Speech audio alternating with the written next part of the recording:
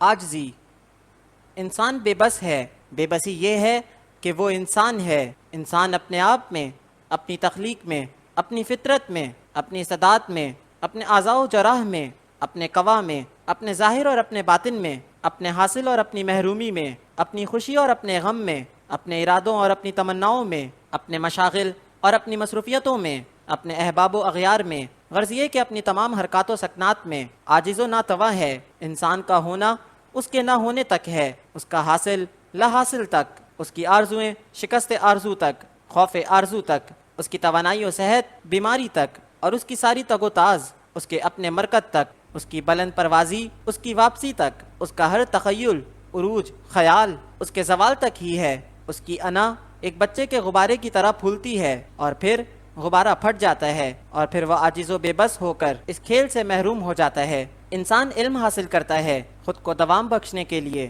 وہ لائبریریوں میں داخل ہوتا ہے، اس کے پاس گنتی کے ایام ہیں اور کتابیں ان گنت، اس کا معلوم محدود رہتا ہے اور لا معلوم لا محدود، وہ تیزی سے علوم چاٹتا ہے اور فنا اس کی زندگی کو چاٹتی ہے، اور انجام کار اس کا انجام مکمل بے بسی، مکمل عاجزی۔ انسان عروج چاہتا ہے، بلندی چاہتا ہے، پہاڑ کی چوٹی اس پر ایک اور پہاڑ رکھتا ہے، اس کی چوٹی پر ایک اور پہاڑ رکھتا ہے، اور پھر یہ سلسلہ چلتے چلتے اس وقت تک آ پہنچتا ہے جب اس کے سر کیے ہوئے سب پہاڑ، سب چوٹیاں دھڑام سے زمین بوس ہو جاتی ہیں۔ وہ افسوس کرتا ہے تو اس کے پاس افسوس کا وقت نہیں ہوتا، وہ سوچتا ہے اور سوچ کر عاجز ہو جاتا ہے کہ اس نے کیا چاہا، اس نے کیا سوچا، اس نے کیا پایا۔ اس کے ہاتھ آنے والی ہر چیز اس کے ہاتھ سے نکل جاتی ہے اور وہ اپنے حاصل سے نکل جانے پر مجبور ہو جاتا ہے۔ وہ مکان بناتا ہے، خوبصورت، دیدہ زیب، آسائش و زیبائش والا مکان، اس کا اپنا مکان، اس کے حسن خیال کا شہکار، اس کا مکان خوشیوں سے جگمگاتا ہے،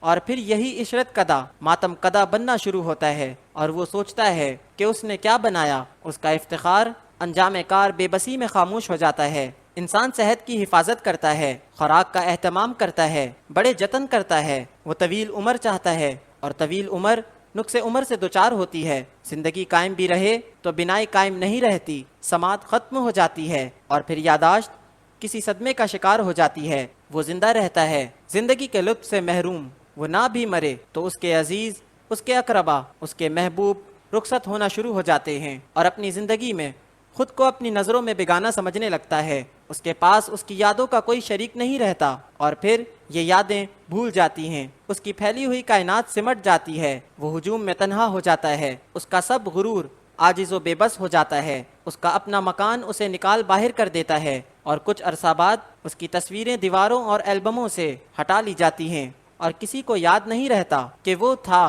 تھا بھی کہ نہیں۔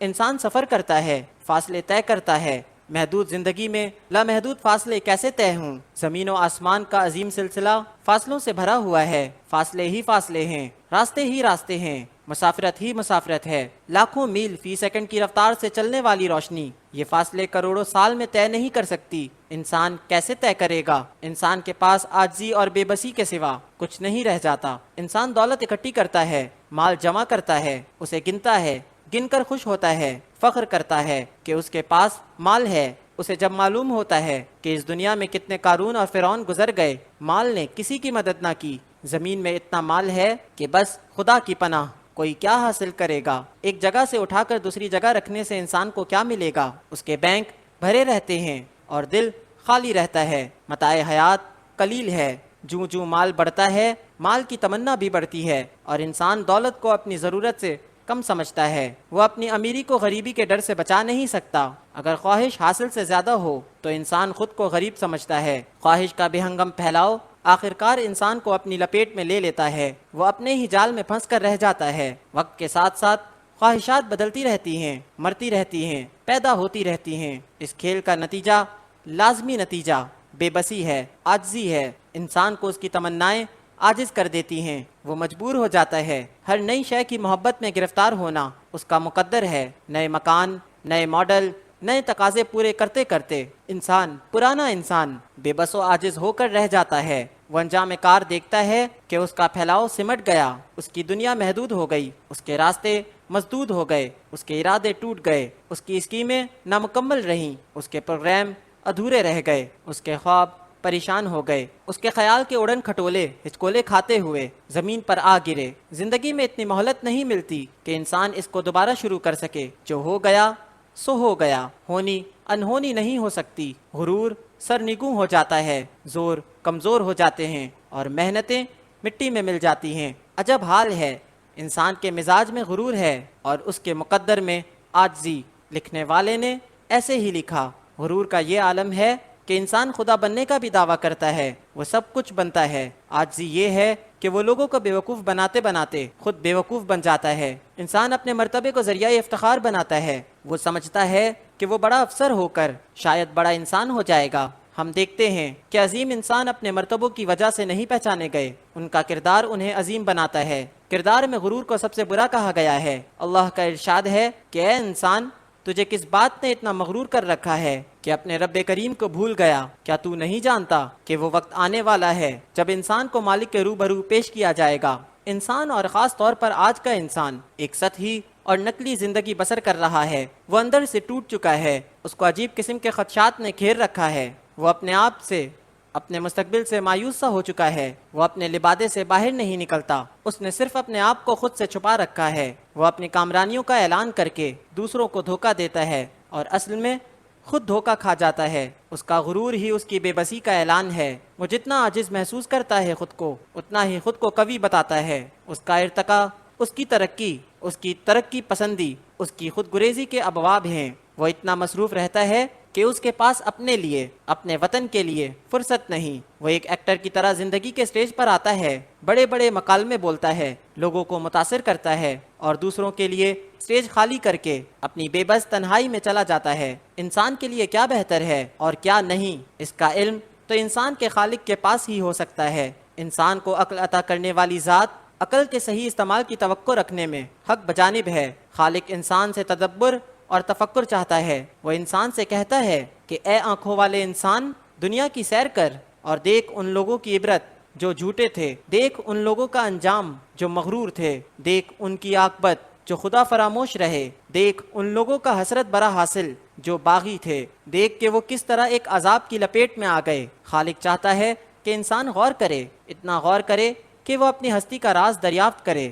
انسان کو دعوت ہے کہ وہ غور کرے کہ اتنے بڑے پہاڑ کیسے معرض وجود میں آ گئے، اتنے گہرے سمندر، اتنے وسیع صحرا، اتنے بلند آسمان بغیر ستونوں کے، اتنے لامحدود ستارے اور سیارے، یہ منور سورج، یہ نورانی چاند، تخلیق کے اتنے دلکش مظاہر کس نے بنائے؟ اس ثانی حقیقی کے سامنے تیری صنعتوں کی کیا وقت ہے؟ تجھے تیری لا علمی ہی مغرور بنا رہی ہے، ورنہ تیرے لیے عاجزی کے علاوہ کیا رکھا ہے؟ انسان کو غور کرنے کی دعوت ہے۔ اتنی وسیع کائنات بنانے والے نے ایٹم کے باطن میں قوت پنہا کر رکھی ہے۔ مچھر مکھی بنانے والے نے انسان کو بتا دیا ہے کہ تخلیق کے کرشمے انسان کی سمجھ سے باہر ہیں۔ صرف اونٹ کی تخلیق پر غور کرنے سے انسان پر کتنے ہی راز آشکار ہو سکتے ہیں۔ انسان کے پاس فرصت نہیں، وہ بیچارہ اپنے پروگراموں میں الجھا ہوا ہے۔ وہ اپنے وجود کی موجودگی کا اعلان چاہتا ہے، وہ دوسرے انسانوں پر فوقیت چاہتا ہے اور یہی اس کی بد نصیبی ہے۔ وہ لوگوں کو اپنے سامنے جھکانا چاہتا ہے اور یہی اس کی بدبختی ہے۔ وہ لوگوں میں اپنی تعریف اپنی زبان سے کرتا ہے اور یہی اس کی بد تعریفی ہے۔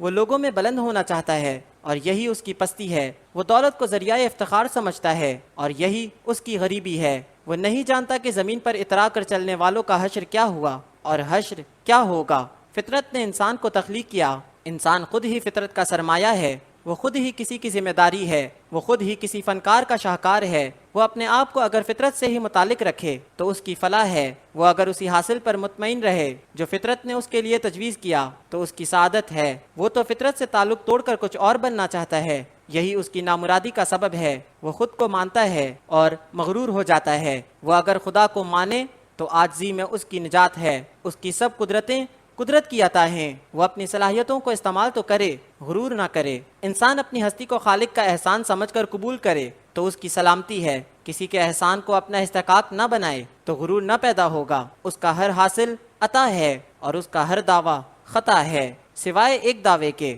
کہ وہ ناتواں و بے بس و عاجز ہے۔ تکبر خالق کو، مالک کو زیب دیتا ہے۔ مخلوق اور مملوک کے لیے عاجزی و انکساری ہی باعث رحمت و برکت ہے۔